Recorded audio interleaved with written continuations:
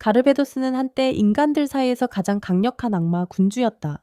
하지만 그는 숲속에서 평범한 사람으로 환생했다. 환생했음에도 불구하고 그의 힘은 그대로 남아있어 이 새로운 세계에서 가장 강력한 미지로 남았다. 그럼에도 불구하고 한 가지는 변하지 않았다. 그는 친구를 사귀는데 어려움을 겪었다. 진정한 모험이 시작되기 전에 가장 친한 친구를 잃은 후 그는 너무 절망적이어서 삶을 포기할 뻔했다. 그는 다른 사람들과 멀리 떨어진 조용한 시골에서 살기로 결심했고 자신의 운명을 바꿀 희망은 거의 없었다. 먼 미래의 가르베도스는 아드비티어라는 소년으로 환생했다. 그의 새로운 가족은 그의 10번째 생일을 축하했다. 그가 태어난 순간부터 아드는 마법을 공부하고 무술을 익혀 가장 강해지기 위해 헌신했다. 그래서 10년간의 긴 훈련 끝에 그는 여전히 그의 삶에 부족한 것이 있다는 것을 깨달았다. 친구가 없었다. 어느 날 창밖에서 아이들이 노는 소리를 들은 아드는 용기를 내어 그들에게 친구가 되어 달라고 외쳤다. 안타깝게도 아이들은 그를 이상하게 생각하고 도망쳐버려 그의 자신감이 무너졌다. 그럼에도 불구하고 그는 포기하지 않았다. 그는 다시 시도하며 마을의 새 소녀에게 다가갔다. 하지만 그의 불안감이 그를 압도하여 골목에서 기절하고 말았다. 소녀들은 그의 이상한 행동에 놀라 도망쳤다. 아드는 그들을 향해 외치며 자신이 그들과 더 잘 알고 싶어하는 문화인이라고 주장했다. 그들은 그를 소름 끼치게 생각하고 모욕한 후 다시 도망쳤다. 굴욕감과 분노를 느낀 아드는 근처 숲에 자신의 분노를 쏟아부어 강력한 마법으로 숲을 파괴했다. 그는 다음에 무엇을 해야 할지 고민하며 조언을 구했다. 마을 시장에게서 시장님은 그저 만나는 모든 사람에게 친절하라고 말하며 자신의 딸에 관한 이야기를 했어요. 아드는 그 조언을 새기고 모든 여성에게 존중을 표하겠다고 다짐했어요. 마음을 가라앉히려던 찰나 숲속에서 비명이 들렸어요. 소리를 따라 달려가 보니 은발의 소녀가 거대한 늑대와 싸우고 있었어요. 보통 이 생물들은 평화로운데 그녀가 도발하는 것인지 궁금했어요. 그 순간 마을에서는 시장이 아드의 부모님과 최근 딸이 괴롭힘을 당했다고 이야기하고 있었어요. 한편 은발 소녀는 마법을 사용해 거대한 번개를 내리쳤어요. 순식간에 늑대를 물리치고 그녀는 돌아서서 아드가 자신을 쳐다보는 것을 보고 그가 무서웠어요. 거절당한 후 아르드는 화가 났다. 그 사이 고블린이 마을을 공격하기 시작했다. 아르드의 아버지가 그들을 막기 시작하자 시장이 다가와 이리나가 그날 아침에 실종되었다고 밝혔다. 아르드는 자신의 어색한 친구 만들기 시도로 그녀를 밀어냈기 때문에 이 일이 자신의 잘못일 수 있다는 것을 즉시 깨달았다. 아르드는 그녀를 찾고 안전하게 데려오겠다고 다짐하며 시간을 낭비하지 않았다. 아르드는 하늘을 날아 떠나며 두 남자를 충격에 빠뜨렸다.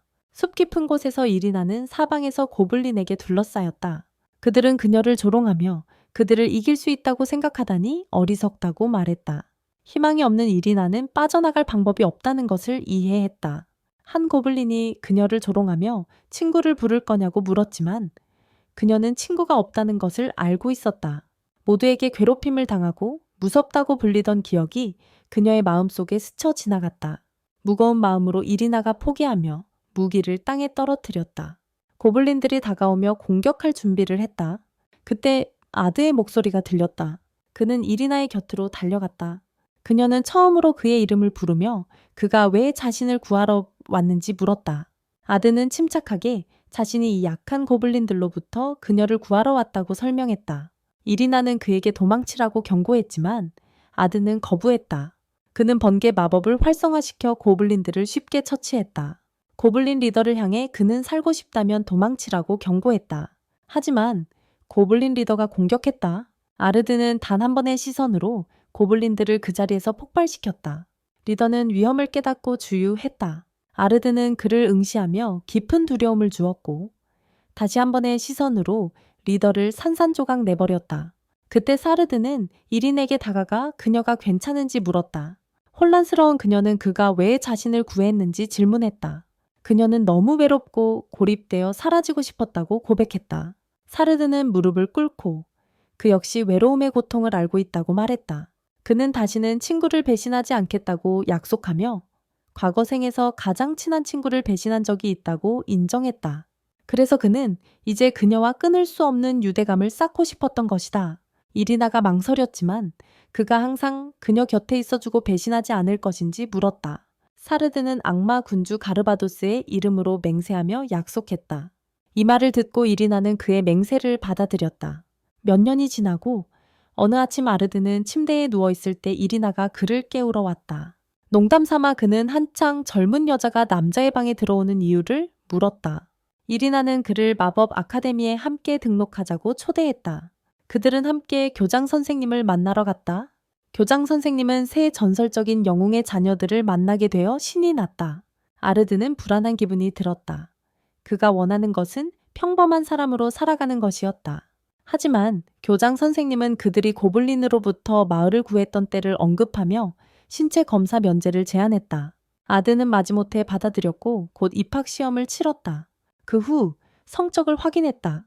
이리나는 1등을 차지했지만 아드의 이름은 어디에도 없었다. 좀 더 자세히 보니 그는 0점을 받은 것을 알게 되었다. 누군가 자신을 조롱하는 것 같다고 의심했다. 그러나 교장 선생님이 나타나 그를 축하해 주었다. 아드의 답변이 너무 진보적이어서 현대 채점 시스템에서는 틀린 것으로 처리된 것이었다. 교장 선생님은 아들을 칭찬하며 학생들에게 그에게서 많은 것을 배울 수 있다고 말했고 그의 부모님이 용과 싸운 위대한 영웅들이라고 밝혔다. 아드가 평범한 사람이 되려던 희망은 산산이 깨졌다. 한편 강렬한 외모의 신비로운 여성이 멀리서 지켜보고 있었다. 이리나와 함께 걷던 아르드는 자신이 부모님이 그렇게 훌륭한 영웅이라는 사실을 한 번도 몰랐던 것에 대해 생각했다. 그러나 도린에게는 앞으로의 시간을 그와 함께 보내는 것만으로도 행복했다. 교실에 들어서자 모든 학생들이 친구가 되기를 바라고 소리쳤다. 아르드는 배경에 섞여 있기만 해도 좋았지만 적어도 드디어 친구들이 생겼다는 것에 기뻤다. 하지만 모두가 이 발전을 환영하는 것은 아니었다. 방 구석에서 한 남자가 한 소녀에게 소리치고 있었다. 남자는 그녀를 때렸고 이리나는 즉시 그에게 멈추라고 소리쳤다. 이 남자는 이랄도였고 그 소녀는 그의 가족의 하인이었다. 아르드는 화가 나서 이린에게 그의 일에 간섭하지 말라고 말했다. 아르드는 개입하며 다른 사람을 그렇게 못되게 대하는 것은 옳지 않다고 말했다. 그는 이랄도가 그 소녀에게 사과하라고 요구했지만 아르드는 대신 그에게 결투를 도전하며 소녀를 진정으로 보호하고 싶다면 싸워야 한다고 말했다. 긴장이 고조되자 한 선생님이 상황을 중재하기 위해 다가왔다. 아르드는 즉시 그녀의 목소리를 알아차렸다. 그녀의 복장과 귀를 보고 그는 그녀가 올리비아라는 것을 정확히 알았다. 전 악마 군주 가르바도스의 추종자 중 한 명이었다. 아르드는 그녀가 아마도 가르바도스의 과거 행동 때문에 여전히 화가 나 있었을 것이라 생각하며 곤란하다는 것을 깨달았다. 침착하려고 애쓰며 아르드는 그녀에게 인사하며 마지막으로 만났을 때와 똑같이 아름답다고 칭찬했다. 의심스럽나요? 올리비아는 그들이 이전에 어디서 만났는지 물었다. 좋은 대답을 찾기 위해 애쓰던 아르드는 올리비아가 결투를 승인하며 그의 실력을 보여달라고 요청하자 안도했다. 그래서 그들이 필드로 이동하면서 아드는 올리비아에게 자신의 진짜 정체를 드러내지 않고 어떻게 이길 수 있을지 궁금해했다. 세랄도는 마법원을 소환하고 에너지 폭발을 아드에게 쏘아보내며 그를 조롱하려 했다. 하지만 아드는 마법 장벽을 활성화하여 군중 앞에서 자랑하며 아무런 영향을 받지 않았다. 그래서 아드는 아드의 공격을 막은 것을 칭찬하며 이전의 말을 철회하겠다고 말했다. 하지만 아드는 아드의 공격을 무가치하다고 일축하며 아드를 화나게 했다.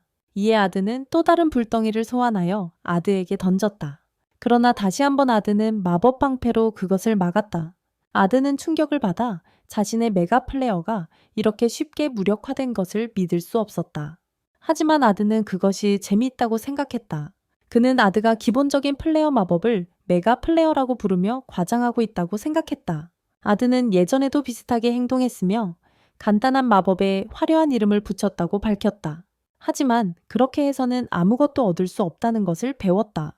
아드의 조롱에 화가 난 아드는 그에게 수십 개의 섬광을 쏘았다. 아드는 그것들을 아무렇지 않게 모두 막아냈다. 지켜보던 모든 사람들은 아드가 그들이 생각한 기가 섬광을 어떻게 처리했는지에 충격을 받았다. 아드는 속임수를 알아챘다. 그 마법은 단순한 섬광에 불과했다. 그는 아들을 향해 돌아서 진짜 기가 섬광이 어떤 모습인지 보여주겠다고 말했다. 올리비아는 아드가 손가락을 튕기자 거대한 섬광이 나타났다 사라지는 것을 주의 깊게 지켜보았다. 아드는 방금 일어난 일을 이해하지 못해 말문이 막혔다. 아르드는 자신이 방금 목격한 것이 스크류기가 플레어였다고 설명하며 진정한 주인이 누구인지 기억하라고 말했다. 아르드는 패배했다. 이리나는 분홍색 머리의 소녀를 위로하며 아르드가 다시 괴롭히면 꼭 연락하라고 말했다. 사르드는 아르드와의 대화에서 유치하게 행동한 것에 대해 사과했다. 올리비아는 그의 능력을 의심하며 어떻게 두 개의 마법을 동시에 사용할 수 있었는지 물었다. 아르드는 이랄도를 기가 플레어에 의해 소각되지 않도록 보호하기 위해 마법 장벽을 만들었다는 것을 알고 힘들게 설명했다. 올리비아는 그에게 압박을 가하며 어떻게 이중시전이 가능했는지 질문했다. 아르드는 그저 여러 개의 마법, 심지어 악마 군주 등급의 마법을 동시에 시전하는 것에 익숙하다고 가볍게 대답했다. 올리비아는 이중시전이 이 시대의 잃어버린 기술이라고 밝히며 아르드가 왜 그런 능력을 가지고 있는지 물었다. 그녀는 또한 현재 시대에 대한 상식이 부족한 것에 대해 질문하며 언젠가 그에게서 답을 얻겠다고 약속했다. 일주일 후 올리비아는 수업에서 다음 과제를 위해 3명씩 팀을 이루라고 했어요. 즉시 모두가 아드와 이리나 주변에 모였어요. 하지만 핑크머리의 소녀가 혼자 서 있는 걸 눈치챘어요. 이리나는 그녀를 그룹에 끼우라고 초대했고 그 소녀는 겸손하게 자신을 제니라고 소개하며 서큐버스라고 했어요. 그녀는 이전에 일할 때에 괴롭힘을 당했을 때 구해준 것에 대해 감사하다고 했어요. 임무는 검은 늑대를 사냥하는 것이었고 제니는 아드에게는 쉽겠다고 생각했어요. 늑대를 만났을 때 아드는 재빨리 그들을 재로 태워버렸어요. 임무는 늑대를 가죽 벗기는 것이었지만 아드는 엄청난 힘과 정밀함을 참느라 힘들어했어요. 제니는 자신이 느리게 하고 쓸모없게 느껴져서 미안하다고 했어요. 아드는 그녀를 안심시키며 자신이 몇 가지 마법을 가르쳐 주겠다고 제안했어요. 그의 진심 어린 표정을 본 제니는 그에게 배워보기로 했다. 아드는 먼저 자신의 마법을 보여주기 시작했다. 그는 수쿠비는 보통 강한 마법 능력과 다양한 재능을 가지고 있다고 말했다. 한 늑대가 다가오자 아드는 손을 원을 그리며 돌리며 마법 폭발을 일으켰다. 그는 이 기술이 멀리서도 마법 주문을 시전할 수 있게 해준다고 설명했고 자신이 발명한 것이라서 비밀로 해달라고 부탁했다. 소녀들은 감탄했고 그는 곧 가르쳐줄 기술을 암기하라고 격려했다. 제니는 그 기술을 시험해 보았고 근처의 몬스터를 성공적으로 물리쳤다. 기뻐서 아드에게 안겼고 흥분한 나머지 이제 아이를 낳을 준비가 됐다고 말해버렸다. 이리나는 아이를 낳는다는 의미가 궁금해서 아드에게 설명을 요청했다. 그러나 어떤 일이 일어나기 전에 아드는 구덩이에 빠지고 말았다. 그들이 착륙하자 아드는 그들이 미로, 특히 미노타우루스의 소굴에 들어섰다는 것을 깨달았다. 그는 괴물과 마주하며 오늘의 마지막 수업이 될 것이라고 선언했다. 차분하게 그는 손가락 하나로 미노타우루스의 공격을 막고 쉽게 쳐냈다. 그가 이전에 시연했던 원거리 마법 주문을 사용하여 그는 순식간에 여러 개의 마법원을 만들었다. 아드는 소녀들에게 이 원거리 마법을 사용하면 수백 개의 마법원을 빠르게 소환할 수 있으며 만화를 소모하지 않는다고 설명했다. 그는 미노타우루스를 제로 태운 후 제니에게 마지막 일격을 가하고 싶은지 물었다. 그는 이것이 그녀가 과거의 두려움에 작별을 고하는 데 도움이 되기를 바랐다. 항상 악마 군주 같은 누군가에게 구출되기를 바랐던 제니는 더 이상 문제에서 도망치고 싶지 않다는 것을 깨달았다. 그녀는 용기를 모아 괴물을 처치했다. 조라는 그녀의 승리를 축하했고 이리나는 제니를 격려하며 힘을 주었다. 그들은 미노타우루스의 뿔을 올리비아에게 가져갔다. 하지만 제니는 아르드의 전설적인 마법을 사용하여 괴물을 물리쳤다고 열정적으로 설명했다. 그 마법은 가르베도스만이 사용한 것이었다. 올리비아는 아르드를 의심스럽게 바라보았지만 더 질문하기 전에 아르드는 화제를 바꾸기 위해 급히 생각했다. 바로 그때 이롤도가 제니를 조롱하며 그녀가 임무 내내 쓸모없었을 것이라고 말했다. 제니는 자신감 있게 그에게 다가가 아르드에게 사과하라고 요구했다. 이롤도는 비웃으며 아르드와 이리나를 다시 조롱했다. 주저하지 않고 제니는 그를 세게 때려서 날려보냈다. 이리나는 이롤도의 머리 위에 털이 가득 담긴 양동이를 쏟았다. 그는 수치심에 얼굴을 붉히며 도망쳤고 그들은 함께 웃었다. 아르드는 그들과 함께 이렇게 멋진 하루를 보낼 수 있어 행복했다. 아르드는 학교를 돌아다니며 자신의 진짜 정체가 드러나서 퇴학당할까 걱정했다. 그때 제니가 다가와서 그와 데이트를 할 수 있는지 물었다. 아르드는 약간 당황하며 제니 같은 사람이 왜 자신에게 데이트를 신청했는지 궁금해했다. 그가 대답하기도 전에 이리나가 끼어들어 함께 데이트를 가고 싶다고 애원했다. 잠시 생각한 후 제니는 동의하며 아르드가 하렘을 만들 수 있다면 좋겠다고 제안했다. 제니는 이스카이 하렘이 무엇인지 설명했지만 이리나는 곧바로 반대하며 아르드가 하렘을 가지는 것을 절대 허락하지 않겠다고 말했다. 나중에 영화관에서 그들은 아르드의 과거 생에 대한 영화를 보았다. 영화에서 가르베도스가 자신의 검을 준비할 때 아르드는 양쪽에서 2개의 부드러운 압력을 느꼈다. 알고 보니 이리나도 그를 붙잡고 있었고 그는 점점 더 당황해졌다. 동시에 영화 속에서 리디아는 가르베도스에게 싸우지 말라고 애원하고 있었다. 아드는 이 묘사가 완전히 잘못되었다고 생각했다. 실제 리디아는 그보다 더 남자다운 맹렬한 전사였다. 영화가 끝났을 때 아드는 더 이상 그 비참한 삶에 얽매이지 않게 되어 안도감을 느꼈다. 그들이 번화한 거리에서 산책하고 있을 때 한 골목에서 모여있는 남자들 무리를 발견했다. 그들은 마법의 기호를 사용해 여왕을 제거할 계획에 대해 속삭이고 있었다. 남자들은 곧 자리를 떠났고 아드는 그들을 따라가기로 결심했다. 그들은 하수구 깊숙이 들어가 몰래 움직이다가 벽에 있는 거대한 마법 원을 발견했다. 하지만 그때 아드는 그들이 함정에 빠졌다는 것을 깨달았다. 그들 뒤에 한 무리의 도적들이 나타나 그들을 몰아세웠다. 도적의 우두머리는 마법의 기호를 활성화하고 아들을 불태우려 했으며 그들은 오직 목표를 잡는 것에만 관심이 있다는 것을 드러냈다. 하지만 아드는 불길을 뚫고 무사히 지나가며 그들의 마법이 자신에게는 소용이 없다고 말했다. 그는 빠른 동작으로 벽에 있는 마법의 기호를 공격해 즉시 파괴했다. 누구도 내 데이트를 망치지 못할 거야. 아르드는 선언하며 큰 마법을 시전해 번개가 강도들에게 내리치게 했고 그 결과 그들의 리더만 살아남았다. 리더는 마지막 발악으로 자신의 모든 힘을 발휘하며 악마로 변신했다. 그는 천장에 엄청난 번개를 발사하고 도망쳤다. 아르드는 소녀들에게 악마를 쫓겠다고 말하며 날 수 있는 능력을 드러냈다. 그는 악마를 쫓아 하늘로 날아올라 그를 태우려 했다. 하지만 악마가 지하에서 나타났을 때 그는 한 아이를 붙잡아 방패로 사용했다. 마을 사람들은 패닉에 빠졌다. 아르드는 모두에게 자신이 가장 위대한 마법사의 아들이며 악마를 물리치겠다고 외쳤다. 그러자 악마는 그를 조롱하며 인질을 상기시켰다. 아르드는 침착하게 인질이 사실은 전부 환상이었다고 밝혀냈다. 분노한 악마는 도망치려 하며 번개의 사슬을 던지려고 했다. 아드는 그의 힘에서 벗어날 수 없다고 경고하며 바벨의 섬광을 시전해 강력한 마법 에너지로 악마를 오브리테레이트 했다. 지면에 착지한 후 아이의 어머니는 자신의 딸을 구해준 아드에게 감사했다. 마을의 모든 사람들이 환호하며 그를 들어올리고 그들이 본 중 가장 강력한 남자라고 불렀다. 다음 날 아드는 여왕과의 면담을 허락받았다. 그는 그녀의 우아함, 아름다움, 그리고 다른 매력을 알아차렸다. 아드는 이 상황을 어떻게 자신의 이익으로 활용할 수 있을지 고민하기 시작했다. 그러나 그가 무언가를 말하기도 전에 이리나가 여왕의 이름인 로지라고 부르며 그녀를 그리워했다고 말했다. 모두가 이리나의 여왕에 대한 무심한 말투에 충격을 받았다. 그러나 여왕은 이리나와 평생 친구이며 누구도 그녀를 침묵시키는 것을 용납하지 않겠다고 곧바로 밝혔다. 여왕은 아르드에게 돌아서서 모두의 놀라움 속에 그를 남편으로 삼겠다고 최고의 영예를 주겠다고 말했다. 아르드는 깜짝 놀랐다. 여왕은 덧붙였다. 우리는 이 일을 쉽게 할 수도 있고 힘들게 할 수도 있다.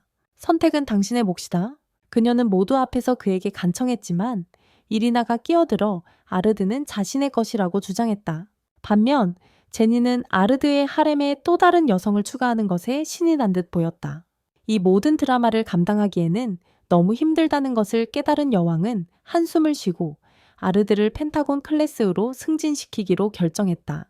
하지만 아르드는 이것이 더 많은 문제를 일으킬 것이라는 것을 알고 대신 아카데미의 예산을 늘려달라고 정중하게 요청했다. 그의 이타심에 감명을 받은 여왕은 그에게 높은 직함과 증가된 예산을 모두 주기로 결정했다. 아르드는 자신이 의도치 않게 상황을 더 악화시켰다는 것을 빠르게 깨달았다. 한편 그림자 속에서 사악한 마법사들이 모여 아들을 무찌를 계획을 세우고 있었다. 그의 힘이 그들의 계획에 큰 위협이 될 수 있다는 것을 알고 있었다. 그래서 다음날 학교에서 한 소녀가 아드에게 사랑을 고백했다. 그러나 그는 못생긴 소녀를 조수로 두고 싶지 않다며 거절했다. 그는 이어서 그냥 친구로 지내는 게 좋겠냐고 물었다. 짜증난 소녀는 그가 처녀임을 짐작했고 교훈을 주기 위해 그를 유혹하기로 결심했다. 그러나 그녀가 움직이려던 찰나 이리나가 나타나서 주변 전체를 파괴할 듯한 모습으로 서 있었다. 소녀는 공포에 질려 도망쳤다. 그래서 아드가 이린에게 그를 구해줘서 고맙다고 하자 그녀는 조용히 걸어가 버렸다. 그 밤 아드는 침대에 누워 혼란스러워하며 그녀를 화나게 한 일이 무엇이었을까 고민했다. 더 생각하기도 전에 제니가 그의 방에 들어와 평소에 망설임 없이 모든 것을 드러냈다. 그녀는 아르드가 인기를 얻고 있어서 기쁘다고 했지만 다른 누군가가 그의 첫 경험을 빼앗는 것은 원하지 않았다. 그녀는 그에게 자신과 함께 원하는 대로 할 수 있다고 말했다. 한편 아르드를 괴롭힌 것에 대해 죄책감을 느낀 이리나가 그의 방으로 향했다. 반면 아르드는 제니가 그의 악마적인 엑스칼리버로 장난친다는 것이 무슨 뜻인지 혼란스러워했다. 그래서 그가 반응하기도 전에 제니는 매력적인 악의 눈으로 그를 매혹시켜 그의 몸을 마비시켰다. 그 순간 이리나가 들어와 두 사람을 보고 충격에 소리치며 아르드를 제빵사라고 반복해서 불렀다. 그녀의 폭발적인 반응은 아르드의 정신이 남아있는 것을 거의 파괴할 뻔했고 그녀는 울기 시작했다. 제니는 상황을 진정시키려 하며 이린에게 아르드가 더 싫어하지 않도록 어린애처럼 행동하지 말라고 말했다. 이 말에 이리나는 분노했다. 그녀는 제니를 비난하며 아카데미의 모든 소녀들이 아르드를 쫓는 것이 그녀의 잘못이라고 말했다. 그녀는 제니의 행동 방식을 보고 싸우겠다고 협박했어요. 제니는 도전을 받아들였지만 아드가 끼어들어 둘 다 조용히 무릎을 꿇으라고 했어요. 그들은 복종해서 그 앞에 무릎을 꿇었어요. 그런 다음 그들에게 서로 사과하라고 명령했어요. 그들이 사과하고 악수하려던 찰나, 제시카 교수가 끼어들어 바로 멈추라고 했어요. 그녀는 곧 열릴 토너먼트에서 서로 경쟁해야 한다고 발표했어요. 교수는 만약 그들이 1위를 하면 아드가 학교의 교수로 임명될 것이라고 설명했어요. 혼란스러워서 아드는 무슨 말인지 물었어요. 제시카는 만약 그들 중 한 명이 이기면 교장이 아들을 교수로 만들 계획이라고 밝혔어요. 여자들이 관심 없다고 하자 제시카는 교수들이 특별하고 멋진 유니폼을 입는다고 보여줄 테니 보고 싶냐고 물었어요. 이리나와 제니는 즉시 동의하며 아르드가 교수 복장을 입는 모습을 보기 위해 대회에 최선을 다하겠다고 약속했다. 대회장에서는 아르드의 부모님과 시장을 포함한 심사위원들이 관전하고 있었다. 시장은 올리비아가 바로 옆에 앉아 있는 것이 불쾌했다. 이리나의 차례가 되었을 때 아르드는 그녀가 지기를 기도하기 시작했다. 교수님이 되고 싶지 않았기 때문이다. 경기가 시작되자 이리나의 상대가 그녀에게 파이어볼을 날렸다. 이리나는 간신히 피하며 바닥에 넘어졌다. 사이드라인에서 자신을 위해 기도하는 아르드를 보고 그녀는 자신감을 되찾았다. 아르드가 가르쳐준 마법 스크립트를 활용하여 그녀는 상대를 마법 원으로 둘러싸고 화염 마법을 발휘해 상대의 방어를 뚫고 승리했다. 승리하자마자 그녀는 아르드에게 자신이 해냈다고 신나게 외쳤다. 자신의 자리로 돌아가는 길에 제니는 그녀의 활약을 칭찬했다. 이리나가 결승에서 제니와 맞붙기를 기대하고 있다고 답했다. 경기는 계속되었고 이리나와 제니는 각각의 상대를 하나씩 물리쳤다. 얼마 지나지 않아 이리나와 제니는 결승에 진출했다. 하지만 이리나의 아버지 아라네는 조용히 앉아 딸이 겪었던 모든 고난을 기억하고 있었다. 결승 경기가 시작되려 했지만 아드는 뭔가 잘못되었다고 느꼈다. 전투가 시작되자마자 한 신비로운 남자가 일어나 날개를 가진 악마로 변신했다. 더 많은 악마들이 경기장 곳곳에 나타나기 시작했고 폭탄이 여기저기서 터지기 시작했다. 그래서 제니와 이리나가 악마들과 싸우는 동안 악마 중 하나가 제니를 베어 넘어뜨렸다. 이리나는 재빨리 악마를 쏘고 제니를 도와 일으켰다.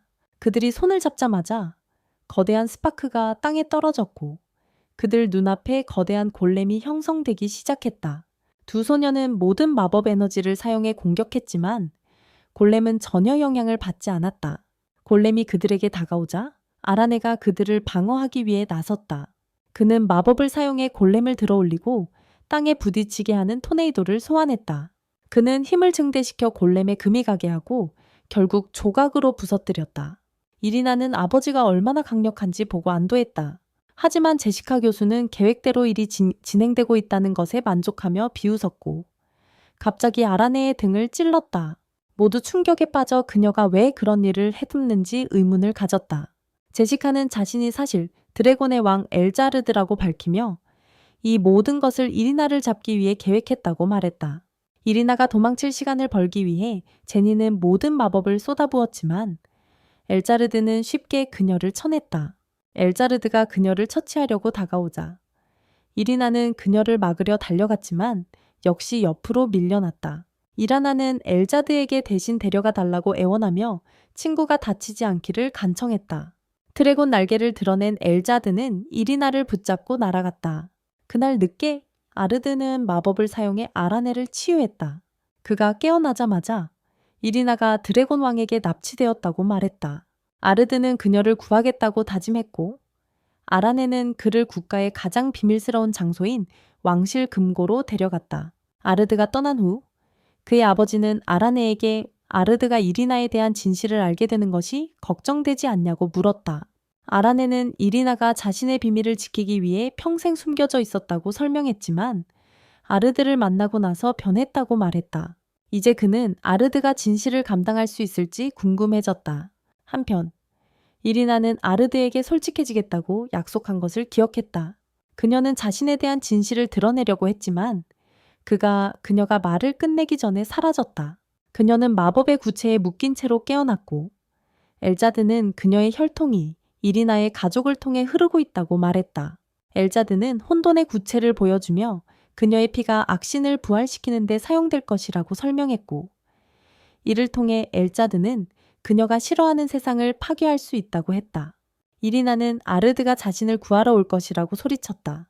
엘자드는 그녀를 조롱하며 아르드가 진실을 알게 되면 여전히 그녀 곁에 있을 것인지 물었다. 구체를 둘러싼 장벽이 내려가고 그 안의 괴물이 그녀를 삼킬 준비를 했다. 세계의 다른 쪽에서 아르드는 장비를 챙기고 있었다. 그는 제니에게 이리나를 구하고 저녁 시간에 돌아올 것이라고 말했다. 출발하기 전에 그는 제니에게 돌아오면 예전처럼 함께 웃고 농담할 것이라고 말했다. 그렇게 그는 마법의 부츠를 신고 하늘로 날아올랐다. 둥지에서는 혼돈의 구체가 상황을 악몽으로 바꾸려 하고 있었다. 그것은 기괴하고 더러운 입을 벌리며 이리나의 얼굴을 향해 촉수를 내밀었다. 하지만 그것이 그녀에게 닿기 전에 괴물은 순식간에 폭발했다. 모두 하늘을 바라보았고 그들 위에서 아르드가 날고 있었다. 우아하게 착륙한 후 그는 마법을 활성화했다.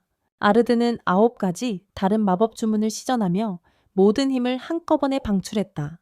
먼지가 가라앉자 그는 재빨리 이리나를 구출했다.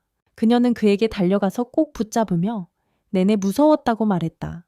엘자드는 이리나의 안도감을 보며 뒤틀린 흥분을 느꼈다. 그녀는 드래곤 형태로 변신하기 시작하며 아르드에게 자신 같은 괴물 주위에서 그렇게 행복해하지 말라고 경고했다. 그녀는 자신의 진짜 이름이 라발이며 악신의 피를 지닌 진정한 왕족이라고 밝혔다. 그러나 아드는 그녀에게 그것이 그에게는 중요하지 않다고 차분하게 말했다. 그에게 그녀는 그가 아는 누구보다도 용감하고 친절했다. 그녀는 그의 삶에서 태양과 같았고 그는 그녀가 자신을 괴물이라고 부른 것을 용서하지 않을 것이다. 그의 말에 분노한 엘자드는 그에게 마법 공격을 퍼부었다. 먼지가 가라앉자 아드는 그의 창으로 공격을 막으며 굳건히 서 있었다. 엘자드는 계속해서 마법 공격을 퍼부었지만 아드는 그녀에게 발을 조심하라고 경고했다. 그녀가 착지하자마자 그는 그녀를 그 자리에서 태워버리려는 불꽃을 쏘았다. 불길이 그녀를 감싸자 아드는 그녀의 끝이 가까워졌다고 차갑게 경고했다. 강력한 찌르기로 그는 창을 던져 그녀를 하늘 높이 날려보냈다. 아드는 자신이 안전하다는 것에 안도했지만 아직 끝나지 않았음을 알고 있었다. 위에서 엘자드는 최종 형태로 변신하며 마지막 공격을 준비했다. 그녀는 모든 에너지를 모아 거대한 마법 숨결을 내뿜었다. 아드는 아드에게 더 이상 싸움을 지켜보지 말라고 부탁했다. 아드는 가까운 동상에 매달려 아드가 드래곤의 공격을 막기 위해 방패를 들고 있는 모습을 두려움에 떨며 지켜보았다. 그의 힘에 놀라며 그녀는 그가 진정 누구인지 궁금해했다. 아드는 리디아를 부르며 다시 한번 함께 춤출 수 있을지 물었다. 리디아를 검으로 변신시킨 그는 드래곤을 향해 날아가며 사방에서 쏟아지는 마법 폭발을 피했다. 엘자드는 아드의 공격을 피하며 비웃듯이 날아갔다. 그녀는 이리나가 괴물일 수 있지만 아드는 훨씬 더 나쁘다고 비웃었다. 그녀는 언젠가 이리나가 그를 두려워하고 그를 버릴 것이라고 경고했다. 이 말을 듣고 아드는 슬프게 고개를 돌린 이리나를 흘끗 쳐다봤다. 엘자드가 계속해서 혼자 죽으라고 몰아붙였다. 그러자 이리나가 그의 이름을 외치며 쓸모없는 도마뱀에게 지지 말라고 다그쳤다. 그 말에 아드는 정신을 차렸다. 자신이 더 이상 혼자가 아니라는 것을 깨달았다. 그는 리디아의 얼굴도 떠올리며 전신 갑옷을 입고 과거의 힘을 되찾았다. 그래서 엘자드가 그녀의 궁극 무기를 발동했지만 그것이 역효과를 내며 그녀를 향해 돌아섰다. 아드는 이제 그녀의 공격뿐만 아니라 그녀 영혼 깊숙이 숨겨진 슬픔까지 모두 이해하게 되었음을 드러냈다.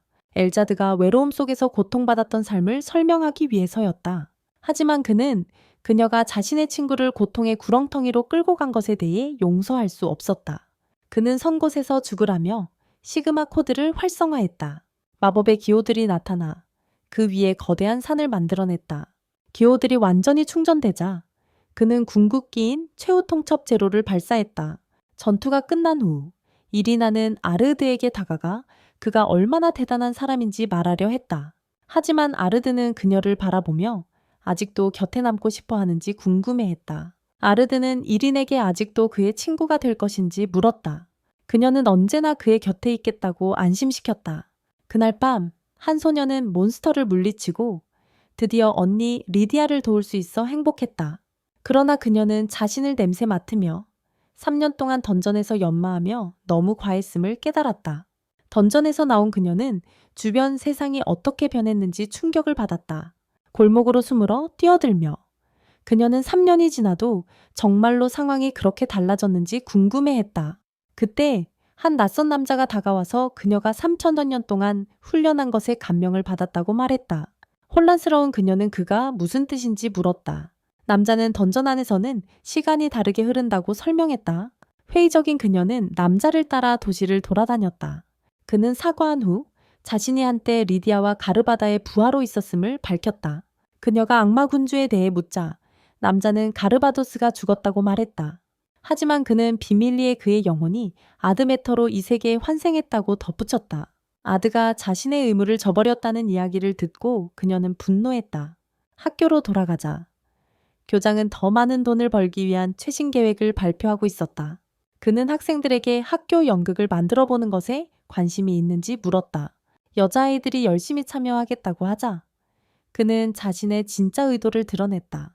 교장 선생님께서 축제를 취소하라는 협박 편지를 받았기 때문에 그는 아드가 모두를 보호하면서 연극에도 참여하기를 바랐다. 그는 올리비아도 돌아올 것이라고 덧붙였지만 아드는 그녀가 다른 계획을 가지고 있다는 것을 알고 있었다. 의심이 들었지만 그가 원하는 것은 그녀의 계략을 피하는 것뿐이었다. 바로 그때 실피가 뛰어들어와 아들을 찾았고 그는 곧 자신이 곤란에 처했음을 깨달았다. 올리비아는 책으로 실피를 밀쳐 넘어뜨리며 3,000년 동안 성숙하지 못한 것에 대해 꾸짖었다. 아드는 그녀가 맞다는 것에 찡그렸지만 실피는 빠르게 눈치를 채고 그가 가르바도스의 환생임을 알아챘다. 그녀는 아드에게 달려가서 그녀의 누이인 리디아에게 무슨 일이 있었는지 묻기 시작했다. 그는 그녀가 자신의 환생에 대해 어떻게 알았는지 궁금해하며 모른 척했다.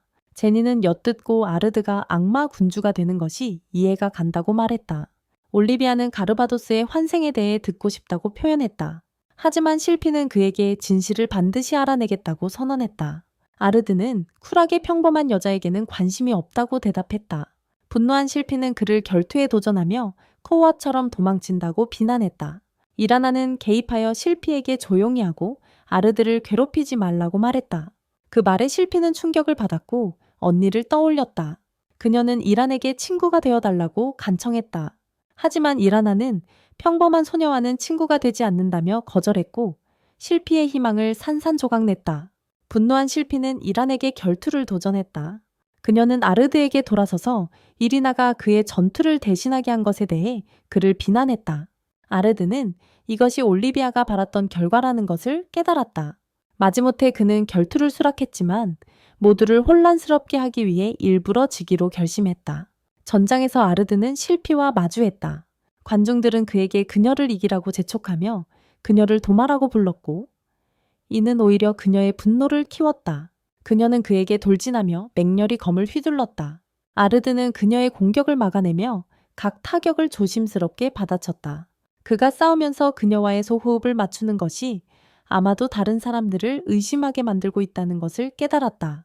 그럼에도 불구하고 실피는 그를 조롱하며 그를 약한 소녀라고 불렀다.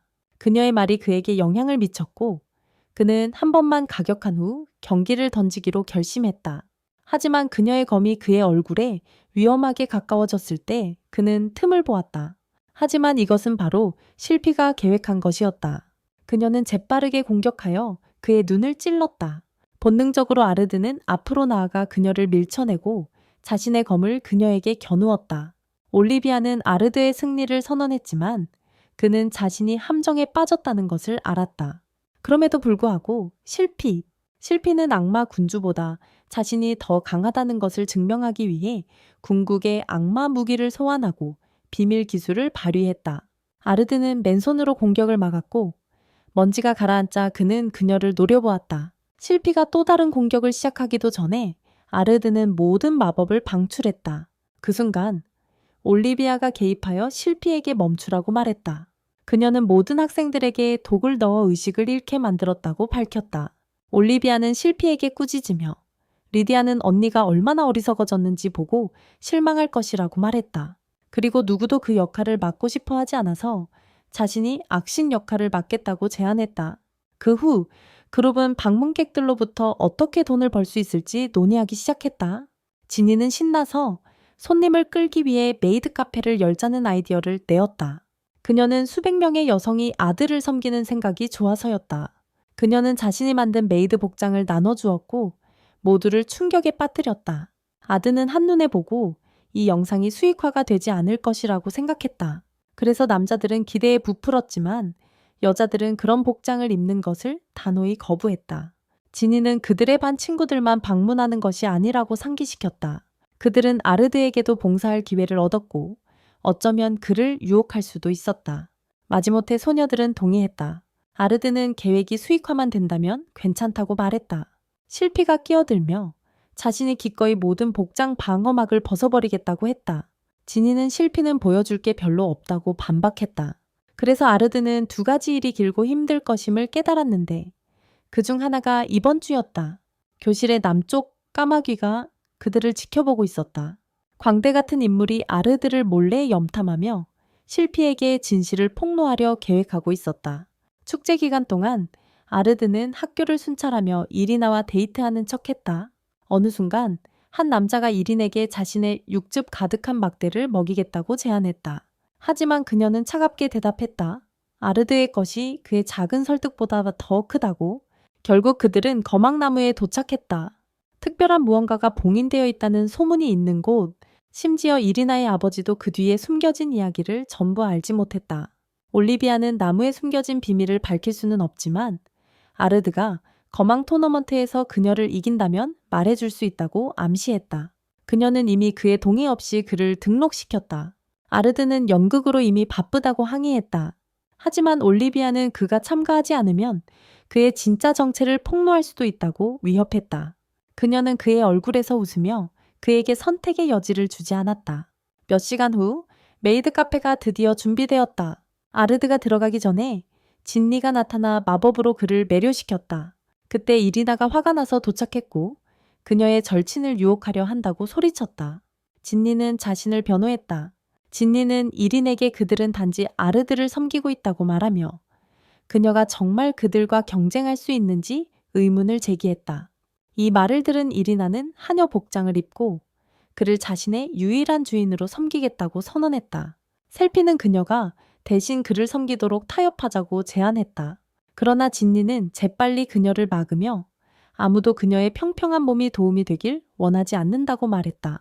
그때 아나운서는 검술 토너먼트가 다음날 시작된다고 발표했다. 아르드가 참가한다는 소식을 듣고 진니는 토너먼트에서 그와 맞붙기를 바랐으며 그의 거미 자신을 찌르는 환상을 했다. 이리나는 그녀에게 물러서라고 소리쳤지만 진니는 그들이 아직 이전 결투를 해결하지 않았다고 상기시켰다. 두 사람은 결국 토너먼트에서 맞서기로 맹세했다. 토너먼트 당일이 되었고 이리나의 경기가 먼저 시작되었다.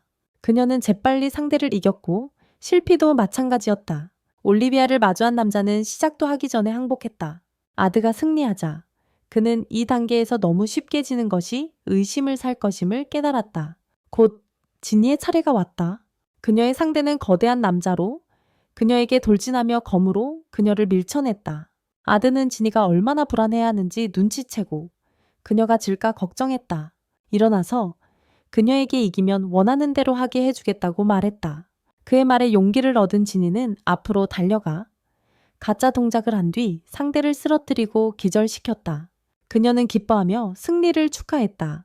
하지만 아르드의 다음 경기에서 그는 자신의 힘을 숨기기 위해 애썼다. 그의 상대는 이미 그녀가 찾고 있던 잃어버린 오빠라는 것을 알고 있었다. 그녀는 그에게 돌진했지만 아르드는 간신히 그녀의 공격을 막아냈다. 고의로 지는 것은 의심스러워 보일 것이기 때문에 그는 조심스럽게 행동해야 했다. 그녀가 아레나가 가장하는 장소가 아니라고 주장하며 그에게 돌진하자 그는 메가월을 활성화시켜 그녀를 하늘로 날려보냈다. 관중들은 그를 사기꾼이라고 비난하며 야유했고 아르드는 경기에서 마법을 사용해서는 안 된다는 것을 깨달았다. 그래서 이리나와 진니의 마지막 전투가 시작되었다. 진니는 이리나를 조롱하며 자신이 더 큰 음모를 가지고 있다고 주장했다. 투리나는 이에 대해 그녀를 못생겼다고 말했다. 진니가 앞으로 달려가 이리나를 가격하려고 뛰어올랐다.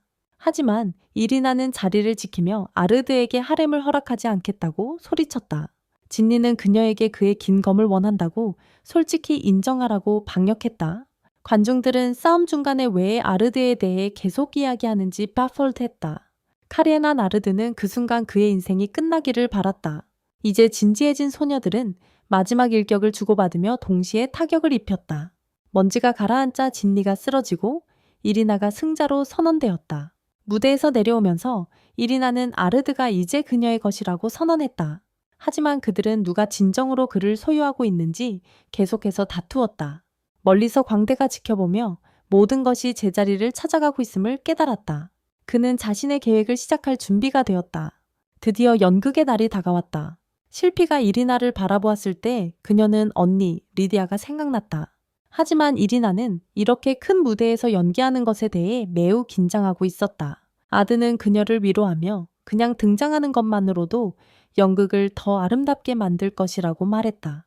연극 중에 아드는 자신이 연기하는 것에 대한 생각에 몸을 움츠렸다. 공연이 끝났을 때 실피는 뒤에서 언니와 똑같이 생긴 사람을 발견했다. 그녀는 그 사람이 정말 언니이기를 바라며 쫓아갔다.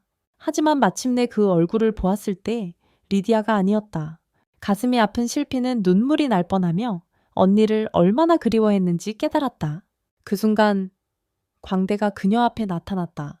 극장으로 돌아온 진니는 실피가 왜 사라졌는지 궁금해하며 그녀가 결국 아르드에게 반했을 것이라고 결론지었다. 그것이 그녀의 이상한 행동을 설명했다. 그녀가 이렇게 말하자 실피가 아르드에게 다가와서 경기 후 악마의 거막나무 아래에서 만나자고 요청했다. 토너먼트의 마지막 경기가 시작되었지만 실피는 아무런 감정을 보이지 않았다. 경기가 시작되자마자 그녀는 이리나 뒤로 순간이동하여 즉시 그녀를 쓰러뜨리고 경기를 이겼다. 아르드는 그녀의 이상한 행동을 알아차리고 걱정스러워졌다. 밤이 되자 그는 나무에서 그녀를 만나러 갔다. 실피는 이미 거기에서 그를 기다리고 있었다. 그녀는 그가 정말 가르바도스인지 확인하기 위해 그를 계속 지켜보고 있었다고 고백했다. 그리고 그녀는 자신이 가진 모든 것으로 그를 물리칠 생각이라고 말했다. 그녀의 손에 든 검이 빛나기 시작했고 그녀 뒤의 나무가 반응하기 시작했다. 아르드는 위험을 감지했다. 그 앞에 있는 무기는 리디아가 사용하던 진정한 성검이었다. 이 나무 안에 봉인된 비밀이었다. 실피가 그 검이 아르드가 지금 다니고 있는 아카데미에 숨겨진 것이 순전히 우연이라는 것을 밝혔고 그녀는 자신의 악마의 힘을 소환하여 검들을 조종하며 아르드에게 돌진했다. 그녀의 공격을 피하며 그는 공중으로 올라가 그녀를 세뇌한 사람이 누구인지 알아내려 했다. 이 혼란을 조종한 광대에게 모든 것이 제자리를 찾아가고 있었다. 그는 실피에게 진실을 밝혔던 순간을 떠올렸다. 그는 그녀의 머리를 잡고 기억을 그녀의 마음에 강제로 주입하며 가르바도스가 리디아 위에 서서 그녀를 물리치기 위해 모든 마법을 쏟아부었던 모습을 보여주었다. 이렇게 실피는 언니의 진정한 운명을 알게 되었다. 실피를 자신의 통제 아래 두고 광대는 마침내 세상에서 가장 강력한 남자가 될 때가 왔다고 믿었다. 실피는 아르드를 쫓아가 결국 그의 등을 베어 넘어뜨렸다. 그를 마침내 죽였다고 믿은 실피는 눈물을 흘리기 시작했고 자신의 여동생이 아직 돌아오지 않았음을 깨달았다. 슬픔에 압도된 그녀는 이 세상에 여동생이 없으니 세상을 파괴하기로 결심했다. 도리나는 실피를 정신 차리게 하려 했지만 실피는 칼을 뽑고 그녀에게 달려들었다.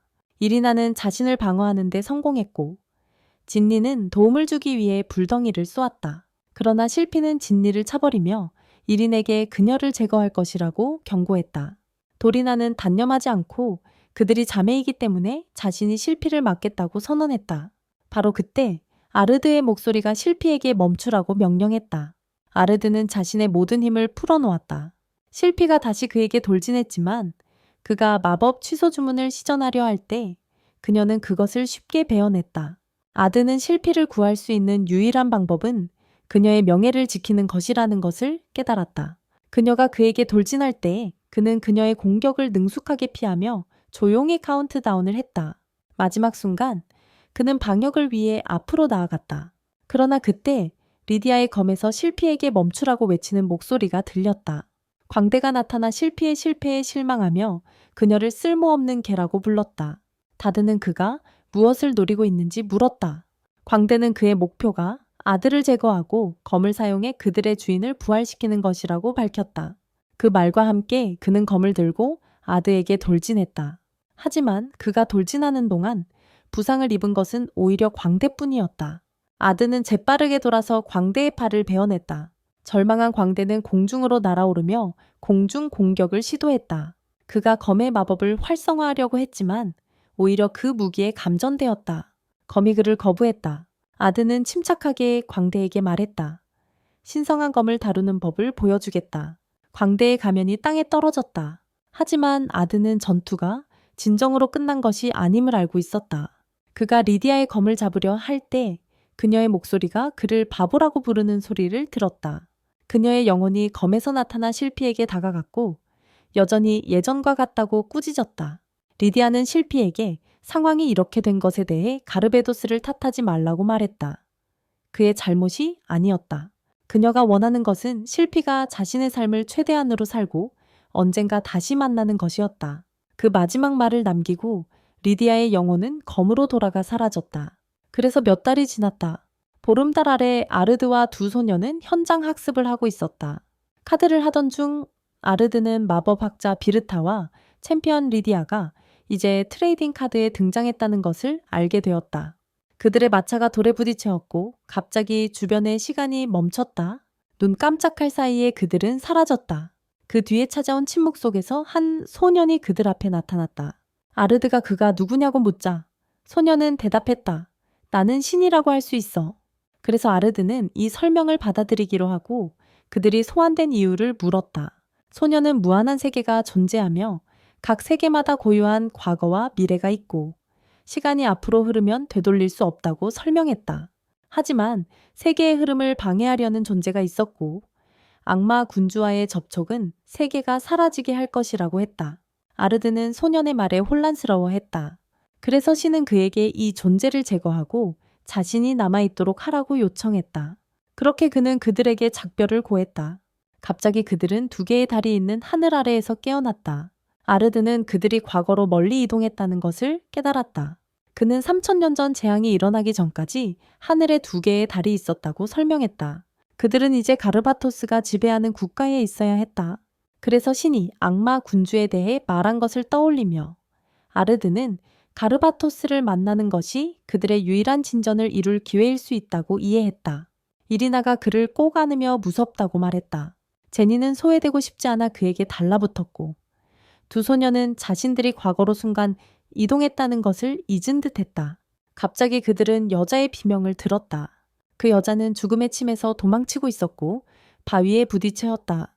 침의 날카로운 끝이 그녀를 찌르려 할 때 아르드는 마법을 소환해 그 생물을 날려버렸다. 그래서 소녀들은 그의 행동을 칭찬했다. 그들은 그들에게 감사하는 익숙한 목소리를 들었다. 그들은 돌아서서 올리비아를 알아보았다. 올리비아는 그들이 자신의 이름을 알고 있다는 것에 놀랐다. 아르드는 주저하지 않고 그녀의 대량 분산 무기가 이 땅에서 유명하다고 말하며 그들이 그녀에게 관대해지기를 바랐다. 그녀는 짜증이 나서 강력한 마법을 풀어 주변의 공기를 빨아들여 소녀들을 기절시켰다. 아르드의 힘을 깨달은 그녀는 그에게 자신의 마을로 따라오라고 말했다. 그들이 도착하자 이리나와 제니는 로마 제국에 들어선 듯한 기분이 들었다. 아르드는 올리비아에게 왜 그들을 집으로 데려왔는지 물었다. 그녀는 자신의 군대에 합류할 강력한 검이 필요하다고 설명했다. 알고 보니 외계인이 그들의 세계를 침략했고 오직 가르바도스의 힘만이 인류를 살리고 있었다. 그녀는 아르드가 전세를 뒤집는 데 도움을 줄 수 있기를 바랐다. 그녀의 간청을 들은 아르드는 그녀의 군대에 합류하겠다고 동의했지만 베르다의 지휘 아래에서만 가능하다고 말했다. 올리비아는 그가 미쳤다고 생각했지만 그런 종류의 미친 행동이 그녀의 마음을 더 뜨겁게 만들었다. 마지못해 그녀는 그의 조건을 수용하고 그들을 베르다의 연구소로 안내했다. 웨니스는 이리나와 제니를 안전하게 지키기 위한 아르드의 계획의 일환이었고 베르다의 위치는 안전하다고 알려져 있었다. 하지만 그들이 도착하자마자 캠프 전체가 거대한 불꽃으로 폭발했다. 아르드는 즉시 그들이 공영에 처했음을 깨달았다. 베르다가 나와서 그들을 열렬히 맞이했다. 그룹은 그녀의 전대에 소 데이스토 오킴 전체 센터가 방금 파괴된 것이 괜찮은지 궁금해했지만 베르다는 그런 일은 자주 일어나는 일이라며 무시했다. 베르다는 폭발을 가볍게 넘기며 자신을 아름다운 마법 연구 소녀라고 소개했다. 이리나는 베르다의 카드를 꺼내며 이 미친 여자가 누구인지 궁금해했다. 그들이 실험실 안에서 기다리는 동안 베르다는 그들이 왜 왔는지 궁금해졌다. 아르드는 그녀에게 진실을 말하기로 했다. 그들이 실제로 미래에서 왔다는 말을 듣자 베르다는 흥분하며 비명을 질렀다. 그녀의 이론이 마침내 옳았다는 것이 증명되었다.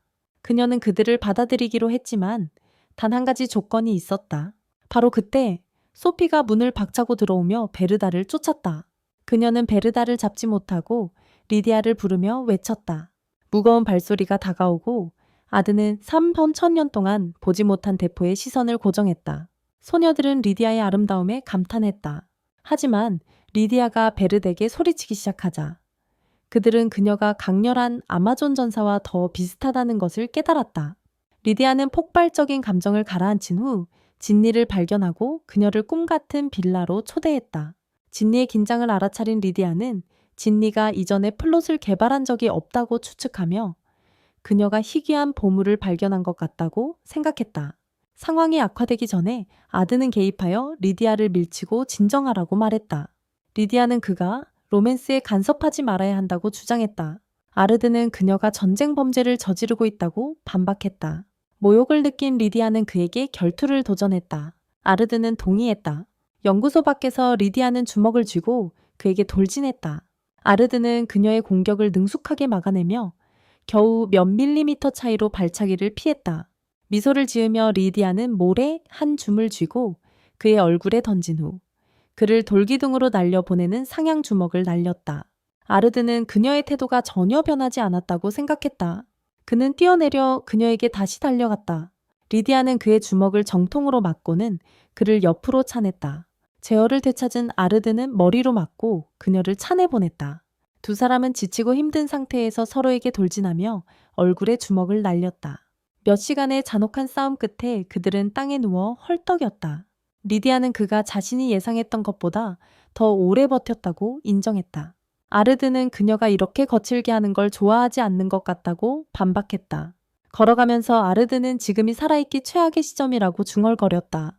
하지만 리디아는 그가 흥미롭다고 생각하며 가능한 빨리 자신의 부대에 합류하라고 말했다.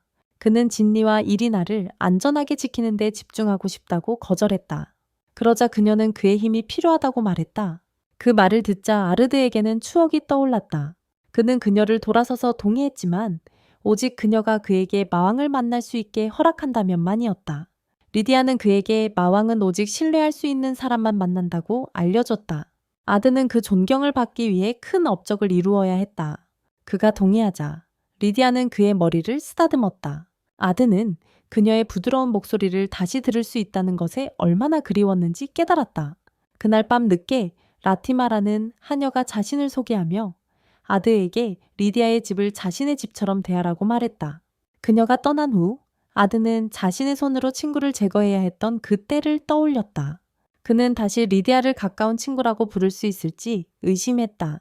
일주일 후 아드와 소녀들은 적군을 기습할 준비를 했다. 위에서 그들은 거대한 적군을 목격했다. 하지만 아르드는 이 작은 충돌이 큰 문제가 아닐 것이라는 것을 기억했다. 리디아가 전투를 시작하라는 신호를 보냈다. 실피는 전선과 함께 앞으로 돌진하며 앞에 있는 괴물들을 베어나갔고 기니는 뒤에서 치료사들을 도왔다. 갑자기 그들의 후방기 적장군에게 기습당했고 그는 자신의 길에 있는 병사들을 파괴하기 위해 번개를 쏘았다. 아르드는 장군이 그들의 전쟁 물자를 없애려는 의도라는 것을 빠르게 깨달았다. 하지만 이 공격은 아르드가 필요로 하는 것이었고 이는 악마 군주와의 만남을 확보하는 열쇠가 될 수 있었다. 한편 리디아와 그녀의 동료들은 적의 요새를 장악했다. 그녀는 적 장군이 아직 나타나지 않은 이유를 궁금해했다. 마치 신호라도 받은 듯 한 병사가 달려와 적 장군이 그들의 의료진을 공격하고 있다고 알렸다. 장군이 다가오면서 아르드의 함정 중 하나에 발을 디뎠다. 에너지빔이 하늘로 쏘아 올려지며 그를 즉시 재로 태워버렸다. 리디아는 급히 돌아와 적의 장군이 그들의 저녁이 되었음을 발견했다. 그녀는 이 장군이 그들이 몇 달 동안 처치하려고 했던 대위라는 것을 밝혔다. 이 중대한 성과 덕분에 그녀는 아르드가 마왕을 만날 수 있는 충분한 이유가 되었다고 믿었다. 며칠 후 한 마차가 그들을 마왕의 성으로 실어 나갔다. 아르드는 자신의 옛집을 떠올리며 이곳이 세상에서 가장 좋은 곳이라고 생각했다. 소녀들은 성의 아름답고 웅장한 내부에 감탄했다. 하지만 실피는 이 성보다 더 못생긴 것은 가르베도스의 얼굴뿐이라고 중얼거렸다. 아르드는 그녀의 말을 무시하고 듣지 않은 척했다. 갑자기 불꽃이 문을 날려버리며 광대 가면 뒤에 있던 남자가 알베르토임을 드러냈다. 그가 더 말하기도 전에 가르베도스가 나타나며 입장했다. 아드는 그의 노쇠한 얼굴을 뚫어지게 바라보며 마치 자신을 바라보는 듯한 기분이 들었다. 가르베도스는 그들에게 안으로 따라오라고 명령했다.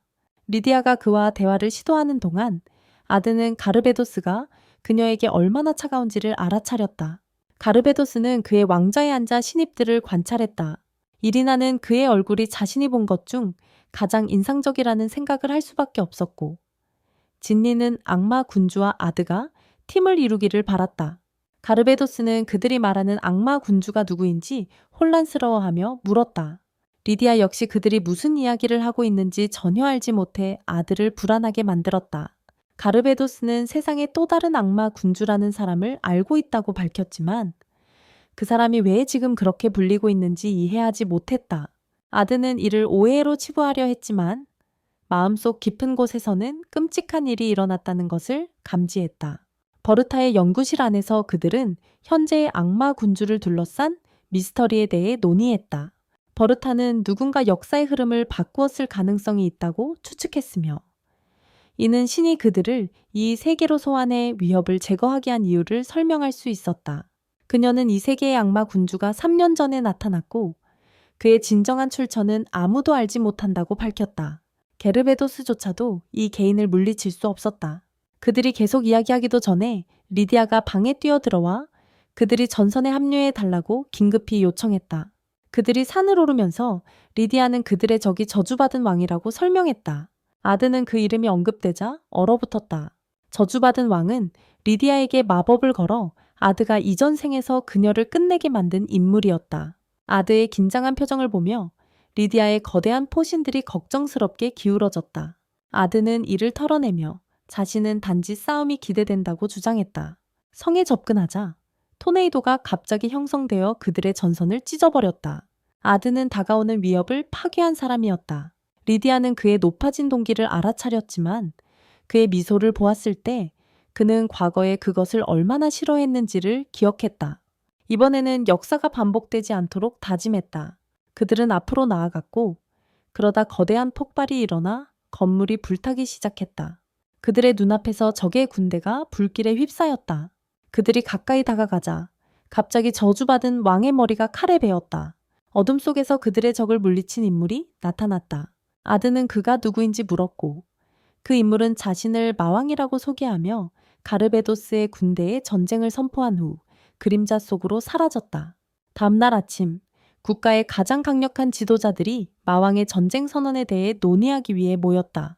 가르베도스는 모든 힘을 다해 마왕을 쓰러뜨리겠다고 발표했고 단 하루 안에 이루겠다고 했다. 아르드는 걱정스러운 마음으로 그의 불사의 존재를 어떻게 처리할 계획인지 물었다. 가르베도스는 마왕을 처리할 비밀스러운 방법이 있다고 답하며 군대에게 그의 성을 공격하라고 명령했다. 아르드가 떠나기 전에 라티마는 그의 부재 동안 이리나와 기니를 돌보겠다고 약속했다. 그녀가 방을 나간 후 아르드는 침대에 앉아 리디아를 저주에서 구함으로써 이미 역사의 흐름을 바꿨다는 것을 깨달았다. 그는 이것이 그들의 타임라인에 어떤 영향을 미칠지 궁금해했다. 바로 그때 마왕이 나타나 아르드에게 이제 모든 것이 달라질 것이라고 말했다. 그는 궁극적으로 역사 자체가 수정되도록 강제할 재앙이 올 것이라고 설명했다. 마왕은 자신의 가면을 벗고 얼굴을 드러내며 아르드 베티에로서 자신의 정체성을 숨길 필요가 없다고 말했다. 마왕과 아르드는 같은 인물로 서로를 거울처럼 바라보고 있었다. 그는 계속해서 두 사람이 시간 속으로 되돌아간 것이 이상한 일이 아니라고 설명했다. 그들은 모두 가르베도였고 아르드 메티어로 다시 태어났기 때문이다. 하지만 모든 것을 다시 잃은 후 마왕은 아르드 메티어라는 이름을 버리고 이제는 타락한 재앙으로 세상을 떠돌고 있었다. 아르드는 마왕이 어떻게 이 타임라인에 오게 되었는지 물었다. 마왕은 신이 그를 이 세계로 소환하여 리디아를 구하는 목표를 달성하고 자신의 죄를 속죄하기 위해서라고 설명했다. 그는 그들이 같은 결과를 위해 싸우고 있으니 힘을 합치자고 제안했다. 동의하기 전에 아르드는 마왕과 싸우는 것이 리디아를 구하는 유일한 방법인 이유를 질문했다. 미래의 마왕, 아르드는 특정한 상황들이 그들을 갈등으로 몰아넣을 것이라고 설명했다. 결국 신이 그에게 부여한 임무는 세상을 완전히 파괴하는 것이었다. 아르는 세상을 파괴하는 것이 어떻게 리디아를 구하는 데 도움이 될 수 있는지 혼란스러워했다. 미래의 자아는 저주가 그녀를 지배했을 때 리디아의 생명이 어떻게 잃어버렸는지를 상기시키려 했다. 그때는 적이 남은 외계인 적이 하나뿐이었지만 아르드는 그 마지막 적과 싸우는 것을 마음에 결심하지 못했어요. 왜냐하면 그게 리디아의 목숨을 위태롭게 할 수 있었기 때문이죠. 지금은 마왕이 된 그의 미래 자아는 분노에 휩싸였어요. 아드가 그 감정을 공유했다면 리디아는 혼자서 전장에 돌진하지 않았을 것이고 적의 정신조종에 빠지지 않았을 거예요. 아드의 겁쟁이 같은 성격이 그가 감당할 수 없는 죄책감으로 이어졌고 그로 인해 그는 아드베터로 환생하게 되었어요. 하지만 새 삶에서도 그는 다시 모든 것을 잃었어요. 그래서 지금 그의 인생에서 처음으로 그는 리디아를 구하고 자신의 고통을 끝내기 위해 정말 가치 있는 것을 이루고 싶어 했어요. 마왕은 손을 내밀며 아드에게 그의 계획에 함께하라고 권유했어요. 하지만 아드가 지니와 이리나의 얼굴을 떠올리자 망설였어요. 미래의 자신과 악수하려던 찰나 리디아의 목소리가 그의 마음속에 울려 퍼졌어요. 그녀는 너무 어리석지 말라고 말했죠. 마왕은 이 일이 너무 갑작스럽다는 것을 깨닫고 아드에게 답변을 3일 동안 기다리겠다고 말했어요. 악마 군주가 아르드를 적으로 선언한 후 사라졌다. 아르드는 그 후 소녀들과 함께 아침을 먹었다. 실피가 추가 음식을 요청하자 이리나가 장난스럽게 왜 그렇게 많이 먹는지 물었다. 그들이 앉았을 때 아르드는 진리가 자신이 악마 군주인지 물었던 때를 떠올리며 차갑게 부인했던 기억을 회상했다. 갑자기 리디아가 이리나 앞에서 그의 얼굴에 거대한 포탄을 밀어넣으며 그날 함께 보낼 것이라고 선언했다. 도시 한가운데서 그녀는 그의 육즙이 가득한 스틱을 씹으며 아무 여자와나 플러팅을 시작했다. 그녀는 그에게 달라붙어 다른 여자들과 함께 즐기며 인생을 살라고 재촉했다. 아르드는 그녀를 바보라고 불렀고 그로 인해 얼굴에 주먹을 맞았다. 이에 아르드는 그녀의 얼굴을 더 망가뜨리겠다고 위협하며 반격했고 그녀의 얼굴은 이미 수리 불가능하다고 말했다. 두 사람은 도시 한가운데서 난투를 벌이기 시작했다. 그들이 땅에 누워 숨을 고르던 중 리디아는 그의 생각이 드디어 명확해졌는지 물었다. 그녀가 그를 괴롭히는 무언가를 알고 있다는 것을 깨달은 아르드는 세상에서 가장 중요한 것을 희생해야 한다면 그녀는 무엇을 할 것인지 물었다. 즉시 대답하는 대신 그녀는 그를 다른 곳으로 데려갔다. 그들은 허름한 마을에 도착했고 리디아는 그곳이 그녀의 가장 큰 죄가 있는 곳이라고 밝혔다. 그때 땅에서 형체들이 나타나기 시작하며 그녀의 이름을 외치고 저주했다. 그들은 그녀가 그들의 아이들을 죽였다고 외치며 그녀를 미워한다고 울부짖었고 리디아는 그들을 마주하는데 힘들어했다. 이 마을은 한때 외계인들의 고향이었다. 요새의 통제를 위한 중요한 전투 중 리디아는 모든 무고한 시민들을 제거해야만 했다. 그녀는 잔인한 살인자처럼 느꼈고 인류에 대한 위협이 사라질 때까지 싸우다가 비참하게 죽는 방법을 이미 계획했다고 설명했다. 그녀는 아르드의 머리를 쓰다듬으며 이것이 그녀가 당당하게 살아갈 수 있는 유일한 방법이라고 말하고 그녀의 죽음의 방식을 바꾸지 말아달라고 부탁했다. 그날 밤 집에 돌아왔을 때 기니와 이리나는 리디아가 아르드와 단둘이 어딘가에 간 것에 대해 속상해했다. 리디아는 두 소녀를 포옹하며 그들에게 선물을 주어 기분을 풀어주었다. 그녀가 준 머리핀에 매료되었다. 리디아는 아르드에게 큰 전투 전에 피지 포도 없는 음료를 함께 마실래냐고 물었다. 다음날 아침 적군의 침공 준비가 진행되고 있었다. 베르다는 전투 로봇들에게 전장을 초토화하라고 명령했고 올리비아는 그녀의 야수 여성들을 이끌고 길에 있는 괴물들을 처치했다. 드래곤들이 하늘에서 공격하기 위해 내려왔지만 마법사들의 방패가 그들의 공격을 막았다. 병사들은 하나의 괴물을 쓰러뜨리기 위해 힘을 합쳤다. 알바르토는 마법을 풀어 전장을 완전히 쓸어버렸다.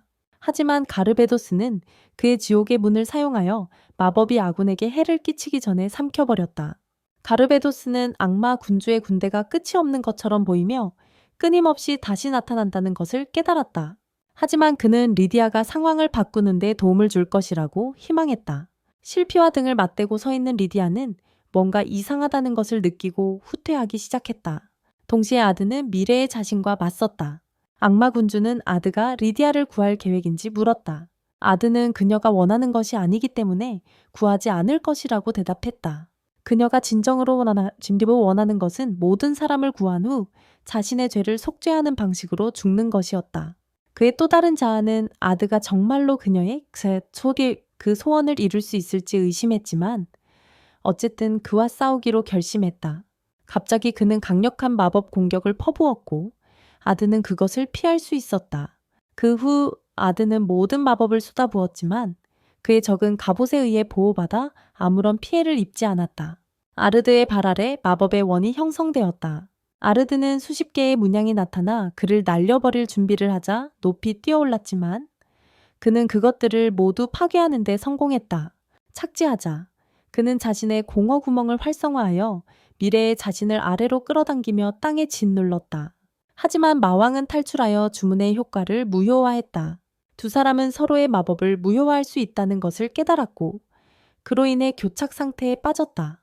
지체하기보다는 마왕이 이미 이 결과를 예측하고 있었다고 밝혔다.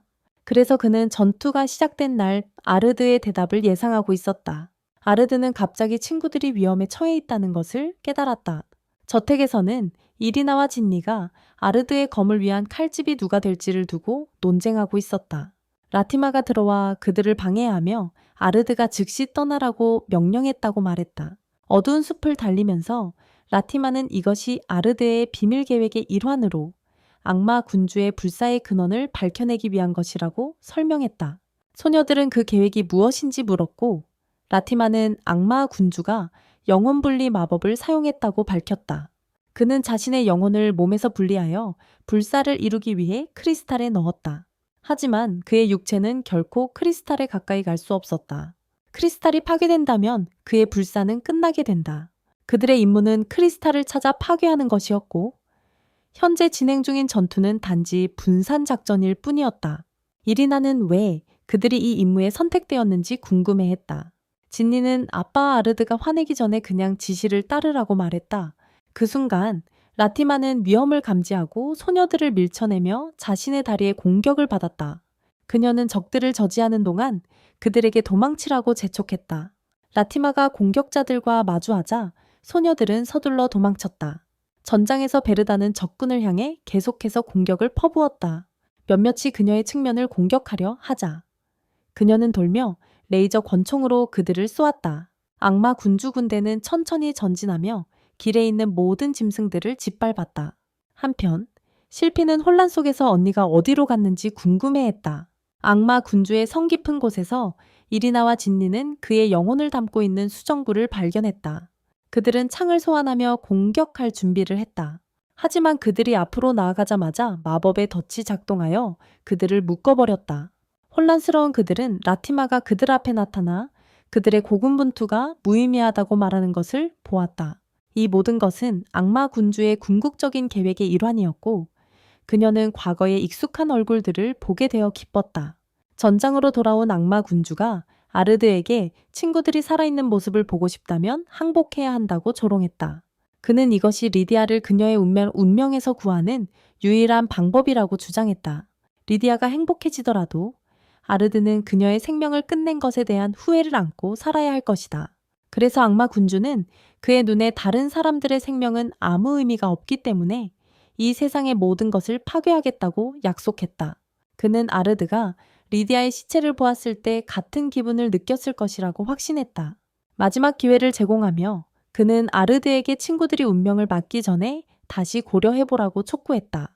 한편 라티마는 이리나와 진니에게 그녀의 행동이 오로지 리디아를 구하기 위한 것이라고 밝혔지만 아르드에 대한 단순한 도구로 그들을 무시하며 더 이상 설명하지 않았다.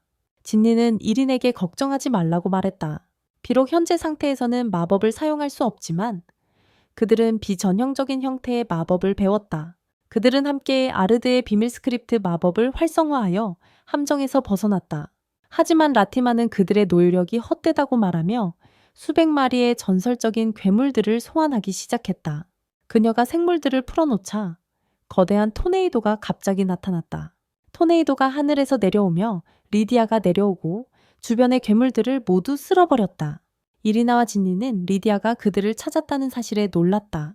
리디아는 자신이 선물한 머리핀들이 사실 추적기였다고 밝혔고 이를 통해 그녀는 그들이 어디에 있든지 찾을 수 있었다.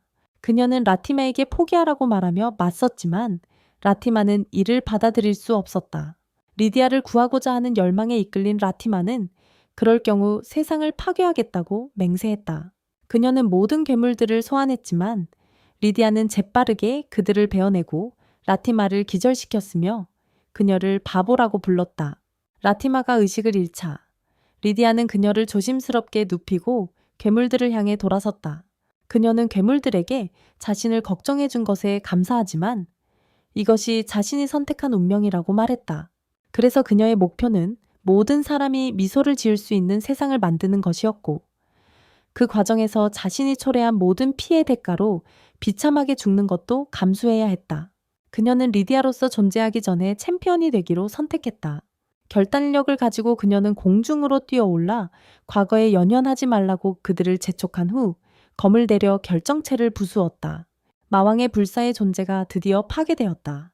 가르바도스는 가슴에 날카로운 통증을 느끼며 무릎을 꿇었다. 아르드는 미래의 자신이 마지막으로 리디아를 구하는 데 동참해달라고 간청했다.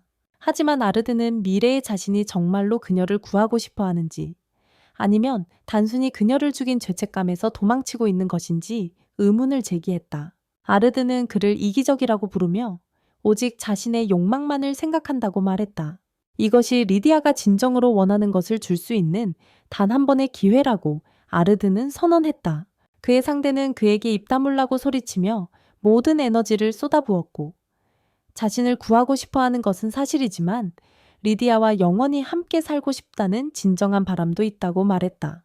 그는 모든 힘을 발휘하며 아르드에게 돌진했고 그들은 검을 부딪혔다.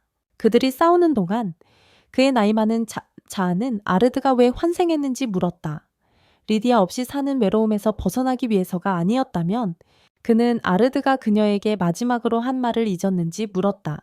아르드는 리디아가 휴전을 받아들인 것에 대해 소리쳤던 날을 결코 잊을 수 없다고 대답했다.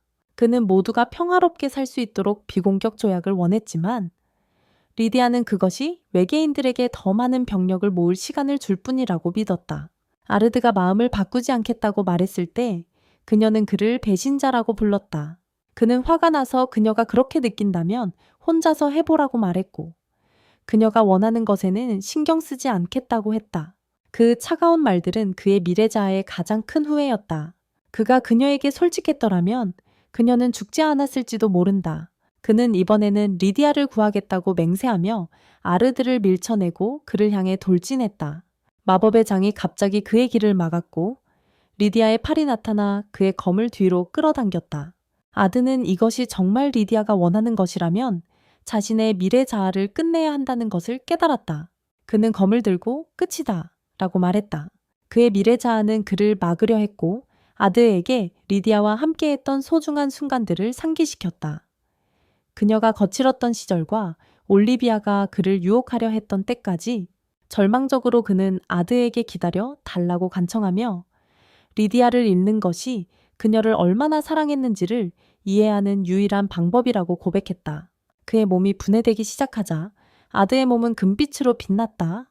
이리나, 기니야, 그리고 리디아도 빛나기 시작했고 그들이 드디어 자신의 시간으로 돌아가고 있음을 깨달았다.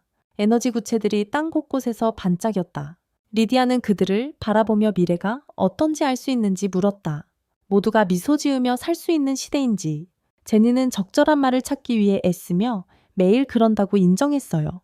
미소를 지으며 제니가 말을 마치자 이리나는 앞으로 살아가는 모든 순간이 즐거웠다고 덧붙였어요. 그들의 말을 들은 리디아는 자신의 희생이 헛되지 않을 것이라는 안도감을 느꼈어요. 그녀는 그들을 꼭 껴안으며 사라지기 전에 아드에게 마지막 메시지를 보내달라고 간절히 부탁했어요. 가르바토스는 반짝이는 구슬들을 바라보며 마왕이 패배했다는 소식이 퍼지고 있었어요. 그는 모두 앞에 나타나 마왕군을 물리쳤다고 선언했어요. 군중은 환호하며 성공을 축하했어요. 리디아는 가르바토스에게 축하를 전했지만 그는 모두가 아드베터 덕분이라고 말했어요. 차원 사이의 공간에서 신은 지켜보며 자신의 목표를 이루어낸 모습에 감탄했어요. 아드가 자신이 누구냐고 묻자 신은 단순히 자신이 동료라고 답했어요. 그럼에도 불구하고 아드는 그들이 다시는 만나지 않기를 기도했다. 신은 같은 마음이라고 말하며 동의했다. 그때 아드는 실피의 평평한 판자를 보고 깨어났다. 그는 끔찍한 풍경에 깨어났다고 한숨을 쉬었다. 올리비아는 더 나은 경치를 제공하지 못한 것에 대해 사과했다. 그들은 올리비아가 살던 폐해에 도착했다. 이리나가 아드에게 다가와 리디아가 떠나기 전에 그를 위해 메시지를 남겼다고 말했다. 이 말을 듣고 아드는 슬픔으로 가득 찼다. 하지만 그가 그곳에 서 있을 때 리디아의 유령이 나타나 그를 앞으로 밀었다. 충격을 받은 그는 그녀가 자신을 가리킨 후 결국 사라지는 모습을 지켜보았다.